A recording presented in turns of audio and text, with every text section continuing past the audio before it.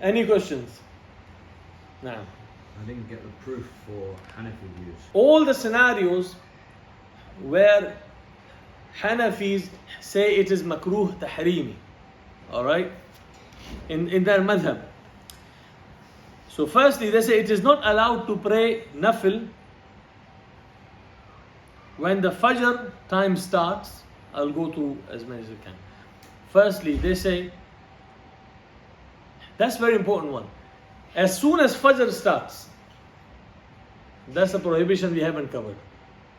Alright? And I'll come back to the proofs in a minute. As soon as Fajr starts, Ahnaf say there is no salah until sunrise other than the 2 fard of Fajr and 2 rakat of Sunnah before it. There is no salah.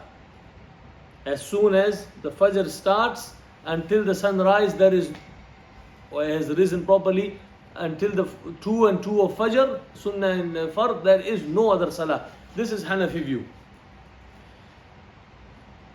Other madhahib, obviously they don't follow this view. Some Shafis, they do support this view, but in general, such as Hanabila, they don't see an issue with it. They say pray, Tahiyatul Masjid, come in, pray. Right? Are you following me what I'm talking about? I'm talking about, let's imagine a scenario. Someone has prayed 2 rak'ah Sunnah of Fajr at home and he came to Masjid. Ahnaf say there is no more salah for you. They say it's tahrimi, makruh tahrimi for you to pray anything in Fajr other than the 2 Sunnah. Even if you prayed at home, no nafil here, no tahiyatul wudu, no tahiyatul masjid, because they say the tahrim of praying is makruh tahrimi, and other than optional prayers, because for them tahiyatul masjid is optional. This optional cannot take away, be weighed against makruh tahrimi, like wajib cannot be weighed against sunnah. You understand? The view of Ahnaf is, once the Fajr start until sunrise, there's only 4 rakats. 2 Sunnah, 2 Fard, nothing in the middle. Why is that? They say the hadith, لا صلاة بعد الفجر إلا ركعتين. Meaning, لا صلاة بعد دخول الفجر إلا ركعتين. This hadith, I'm sure there is some du'af in the hadith, but nevertheless the madhab has taken this hadith. The madhab of Ahnaf, they have 6 books, the Zahir al-Riwaya, their hadith is over everything. Even Bukhari, Muslim, for their madhab, they are the most mu'tamad, trusted hadith. Anyway, this hadith has, I'm sure, some weakness, Allahu A'lam. This is narrated by Tabrani, by Abdullah bin Khirash, and I am sure someone else have narrated it. Nevertheless, the ulama has differed about this narrator. Some said he is thiqa, some said he is not, and whatnot. Those who said he is thiqa, they take the hadith and they say this is it, and Ahnaf are on that view. So this is Ahnaf view. They say no salah as soon as Fajr start until sunrise, 2 rak'ah of Fajr fard, and before that 2. Everything else makruh tahrimi. Clear? So far following me? And there is another hadith in Daraqutni which says لِيَبْلُغَ شَاهِدَكُمْ غَائِبَكُمْ أَلَّا صَلَاةَ بَعْدَ الْفَجْرِ إِلَّا رَكْعَتَيْنِ. Okay, this hadith has a person as well. People differentiated about him and other ahadith, but all of these ahadith can be argued both ways. When you have 2 views, the 2 view exist only for the reason because there is a space for argument. Ahnaf say this is acceptable, the others say the people in the hadith, there is a person who is differentiated, it is not to the level that we will overtake, because it's not just taking the hadith, there are other hadith you have to ignore. For example, you can't just take one sahih hadith, even if you think it's sahih, if it goes against something you think is sahih and they don't match.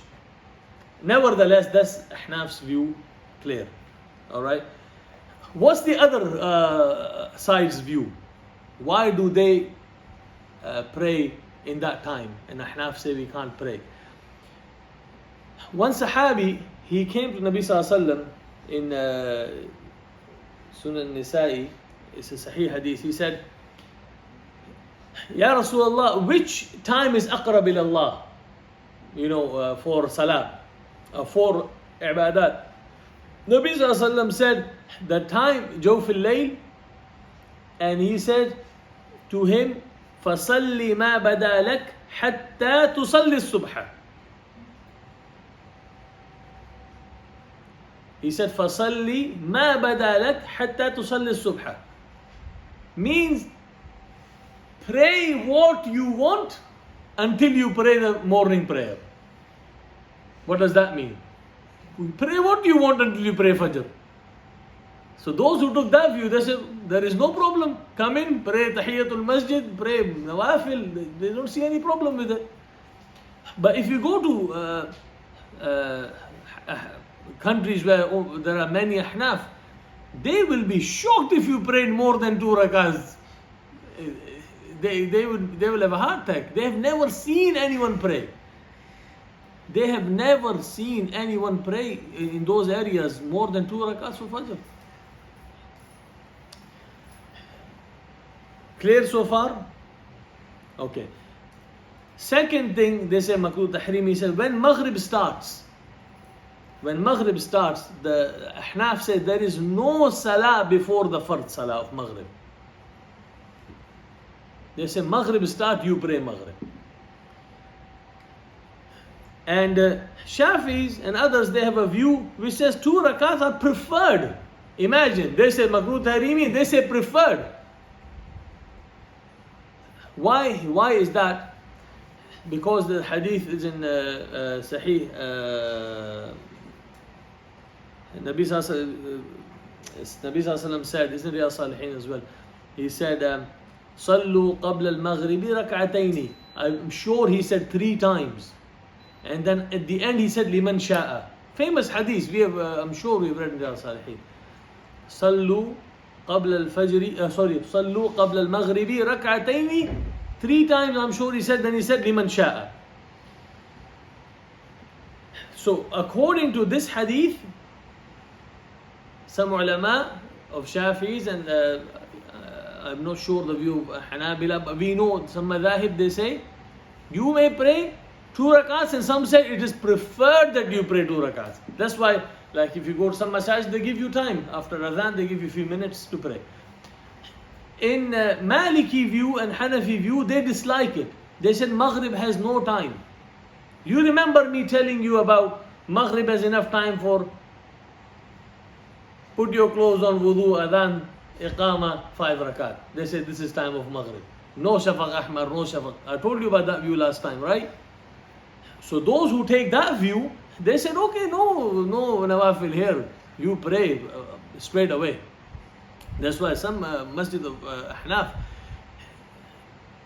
I have been, the mu'adhin give adhan. He says, La ilaha illallah, Allahu Akbar, Allahu Akbar. He says, iqama. The dua, wallahi, they don't give you time for dua after adhan. They don't. In their madhab, you have to do quickly. Anyway, so for Ahnaf, makruh tahrimi, to pray after start of Maghrib, 2 rakats. And Shafi, this is preferred. Okay. The Malikis, they dislike as well. Okay. Number 3, Ahnaf say it is praying during khutbah, Tahiyatul Masjid, khutbah of Jumu'ah, Eid, or even Nikah, or Hajj, or Kusuf, or Istisqa. During khutbah, to pray, they say it is makruh tahrim. It's disliked. Why is it disliked? We already told you the hadith of others minute ago, right? I'll repeat in a minute, inshallah. There's a hadith from Abu Hurairah who said, إِذَا قُلْتَ لِصَاحِبِكَ يَوْمَ الْجُمَعَةِ, if you said to your companion, أَنْصِتْ وَالْإِمَامُ يَخْطُبُ فَقَدْ لَغَوْتَ. They said, if someone is talking and Imam is doing khutbah, you tell him to shut up. You have crossed the line and sinned, however you want to put the translation. Let's say you have committed sin by telling him to be quiet. If you can't tell him to be quiet, how can you pray 2 rakat? Because if you are from the fiqhi view that Tahiyatul Masjid is an optional prayer, that's where the dispute is. Some says wajib, some says optional. If you of the view is optional and listening to khutbah is wajib, optional and wajib don't go against each other. There is no match. You must listen. But if you are of the view إذا جاء أحدكم يوم الجمعة والإمام يخطب فليركع ركعتين فليتجوز فيهما. If you are of the view that if one of you come to Jumu'ah and Imam's doing khutbah, you should pray 2 rakats and be quick, make them short. And especially if you are of the view that Tahiyatul Masjid is wajib, then okay, is wajib against wajib, you will do it. Am I clear? There is another issue about makruh tahrimi, Eid Salah. Before and after Eid Salah, there is no nawafil. Hanaf said there is no nawafil. And all 4 madhahib, they agree for Eid Salah, there is no nawafil tahiyatul masjid on Eid. But there is a problem nowadays, because back in the days they used to go and pray outside in the ground. Now they pray in the masjid. You see, now we have problem. So those who pray in the masjid and they are of the view that Tahiyatul Masjid is wajib, they will pray. Because Eid Salah is wajib and this is wajib against wajib. Yeah? And even if you say it's makruh tahrimi, it's the same level as wajib, so you will pray. But if you are Ahnaf and you come to masjid to pray Eid Salah, so in the madhab of Ahnaf, Tahiyatul Masjid is what? Is an optional prayer. If it's an optional, you don't pray. Even on Eid day you come to Tahiyatul Masjid, you don't pray. Because, let me tell you something. There is a hadith, Nabi Sallallahu Alaihi Wasallam said, none of you should sit down if you enter the masjid until he pray 2 rakat. What's the issue with that? لا يجلس أحدكم حتى يصلي ركعتين. أو كما قال النبي صلى الله عليه وسلم. When you have la, okay. For example, let me give you a meaning. The understanding, I'm just saying how people understand it differently. لا يؤمن أحدكم حتى يحب لأخيه ما يحب لنفسه. لا يؤمن أحدكم. One of you doesn't believe until he loves for his brother what he loves for himself. Now a person, he loves cocaine. He goes, yeah, but it's part of my iman that I should give my brother cocaine, because if I love, my iman will be incomplete if I don't love for him for my love for myself. Understand? So what Ahnaf say, no, when he say la yu'minu, it doesn't mean. It means لا يؤمن أحدكم حتى يحب لأخيه من المشروعات من الخير. So they say لا يجلس أحدكم, he should not sit and pray rakatain unless there is a khutbah going on, there is a congregation going on, that he hasn't got wudu. He shouldn't pray 2 rakat. They said there are exceptions. When Nabi Sallallahu Alaihi Wasallam said, don't do something, or you don't believe until you do something, or don't do something, you have to look at exceptions, the other exception. It doesn't. So those who take that view, la yajlisu ahadukum, you shouldn't sit down until he prays. He said, what if you enter the masjid and the khutbah is taking place? You listen to khutbah. Now this view of Tahiyatul Masjid is disputed from the first few generations. And one of the sheikhs, I heard him, he said, there is nothing I can do to finish the dispute if the earlier generation Salaf couldn't finish it. If there is a dispute from that era and they are the best of people, they couldn't put the end to it, there is nothing we can do except we should respect.